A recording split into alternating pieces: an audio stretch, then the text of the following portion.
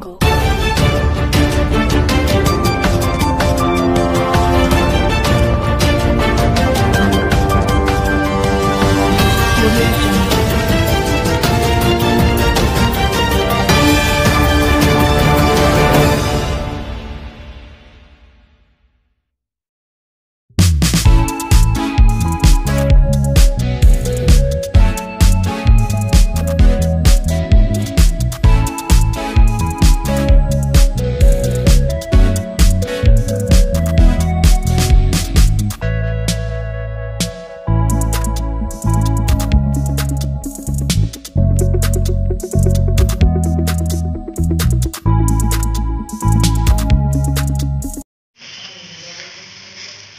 Bismillahirrahmanirrahim.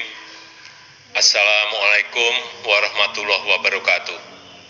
Salam sejahtera bagi kita semuanya. Om Swastiastu, Namo Buddhaya, salam kebajikan.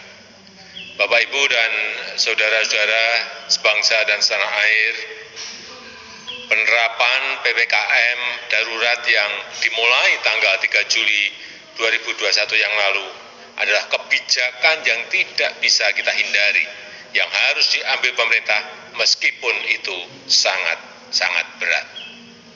Ini dilakukan untuk menurunkan penularan COVID-19 dan mengurangi kebutuhan masyarakat untuk pengobatan di rumah sakit, sehingga tidak membuat lumpuhnya rumah sakit lantaran overkapasitas pasien COVID-19, serta agar layanan kesehatan untuk pasien dengan penyakit kritis lainnya tidak terganggu dan terancam nyawanya. Namun, alhamdulillah, kita patut bersyukur setelah dilaksanakan PPKM darurat, terlihat dari data penambahan kasus dan kepenuhan bed rumah sakit mengalami penurunan. Kita selalu memantau, memahami dinamika di lapangan, dan juga mendengar suara-suara masyarakat yang terdampak dari PPKM.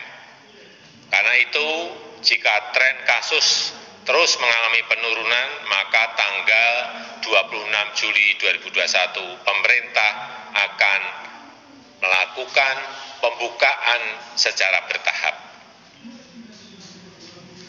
Pasar tradisional yang menjual kebutuhan pokok sehari-hari diizinkan dibuka sampai pukul 20 dengan kapasitas pengunjung 50%.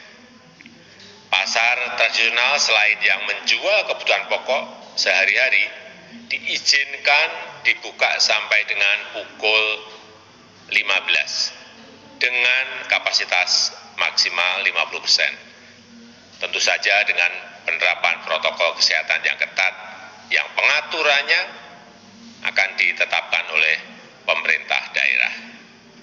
Pedagang kaki lima, toko kelontong, agen atau outlet voucher, pangkas rambut, laundry, pedagang asongan, bengkel kecil, cucian kendaraan, dan usaha kecil lainnya yang sejenis diizinkan buka dengan protokol kesehatan ketat sampai dengan pukul 21 yang pengaturannya teknisnya akan diatur oleh pemerintah daerah.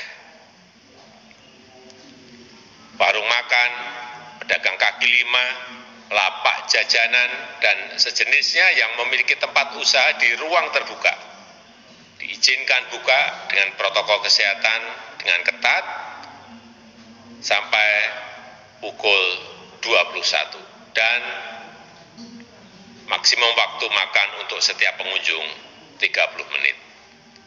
Sedangkan kegiatan yang lain pada sektor esensial dan kritikal, baik di pemerintahan maupun swasta serta terkait dengan protokol perjalanan akan dijelaskan secara terpisah. Saya minta kita semuanya bisa bekerja sama bahu-membahu untuk melaksanakan PPKM ini dengan harapan kasus akan segera turun dan tekanan kepada rumah sakit juga menurun. Untuk itu kita semua harus meningkatkan kedisiplinan dalam menerapkan protokol kesehatan. melakukan isolasi terhadap yang bergejala dan memberikan pengobatan sedini mungkin kepada yang terpapar. Pemerintah akan terus membagikan paket obat gratis untuk OTG dan yang bergejala ringan yang direncanakan sejumlah 2 juta paket obat. Lalu bagaimana bantuan untuk masyarakat yang terdampak? Untuk meringankan beban masyarakat yang terdampak, pemerintah mengalokasikan tambahan anggaran perlindungan sosial 55,21 triliun rupiah berupa bantuan tunai yaitu BST, BLT desa, kemudian PKH, juga bantuan sembako, bantuan kuota internet, dan subsidi listrik diteruskan.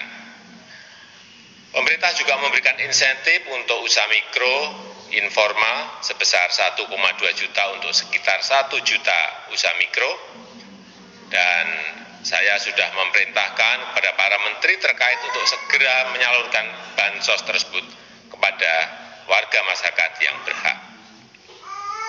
Saya mengajak seluruh lapisan masyarakat, seluruh komponen bangsa untuk bersatu melawan COVID-19 ini.